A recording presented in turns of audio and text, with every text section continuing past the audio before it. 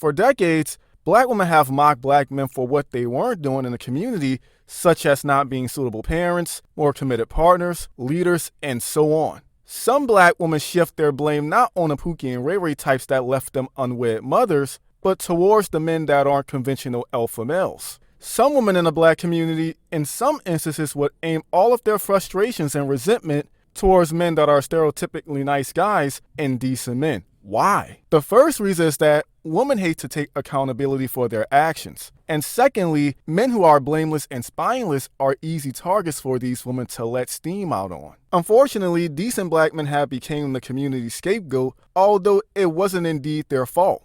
It was primarily of women's choosing. Decent black men have repeatedly picked up the slack for some of these women in the past and were not appreciated for it. But why would some of these same women defend Pookie and Ray-Ray types even to the point of their death? What is it about these men that cause black women to not only protect and kill for, but commit senseless crimes and be more than willing to break these men out of prison? You know, the old proverbial ride or die chick. Even the low-hanging fruit type of Pookie and Ray-Ray gets certain privileges that hardworking decent men don't.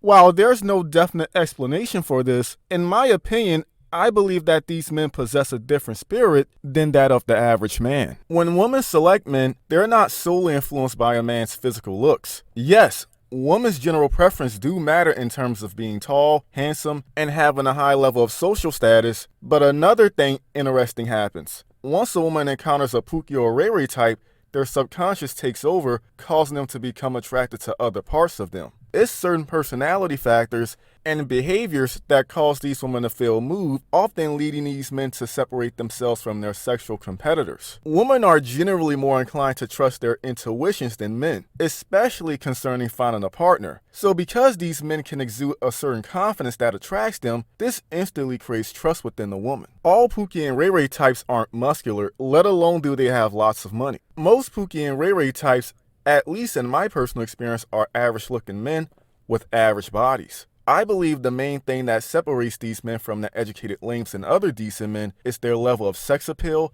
and their attitudes regarding women.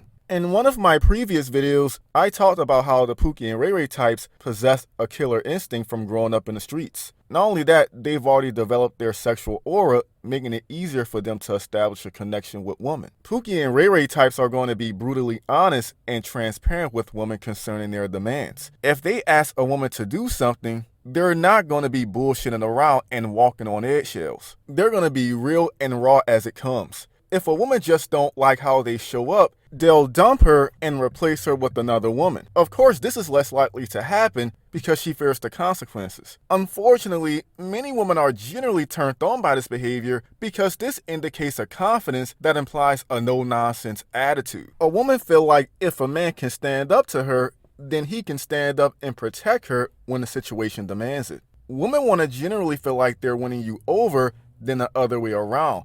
If a woman senses that you're unable to stand up for yourself and you're dependent on her love and affection, this will lead to her jerking you around. Since Pookie and Ray-Ray types have been in environments where they've been exposed to the uncomfortable realities of women and dealing with them firsthand, they understand certain things about them that most men don't know. What some men fail to realize is that women only respond to emotional stimuli, not reason. It's all about your energy as it relates to how it makes them feel. It's not so much about appealing to their intellect.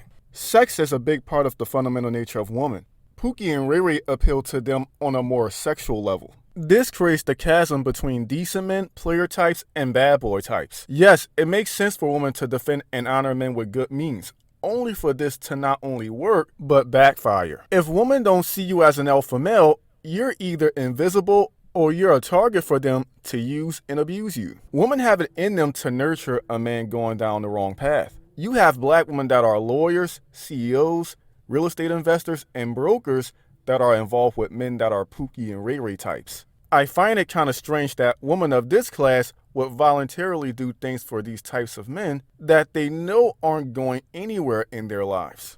It feels better to them when they feel like they have a man to mold than to have a man that fits their stereotypical ideal. Black women know deep down that these men won't succeed in life. At least this is true for the low-hanging fruit types. They know that these men will allow them to be themselves, which is to live by no principle or standard. Most black women don't want to be with a man with standards because this will force them to grow up and become more honest with themselves. Black women, depending on their social class, are used to being around dysfunctional relationships. This was not entirely their fault, as they grew up in unstable environments where their family life wasn't wholesome. This scarred many black women in terms of relationships, causing them to unconsciously seek out men that will cause them harm. At the same time, these same women have unrealistic expectations for men that come close to their ideal. If a man come across as he has it all together and he's trying to do the right thing, he has little to no room to make mistakes. If women see you as a good man, they'll make more rules for you. This is subtle. If a woman senses that you're not a player, she'll unknowingly punish you for it. Women generally like the idea of a good man, but when it comes to an actual good man, they don't feel attracted to him, nor do they respect him. In fact, they despise him that much more as they unconsciously despise themselves. I may get more into this in another video. Until then, next time.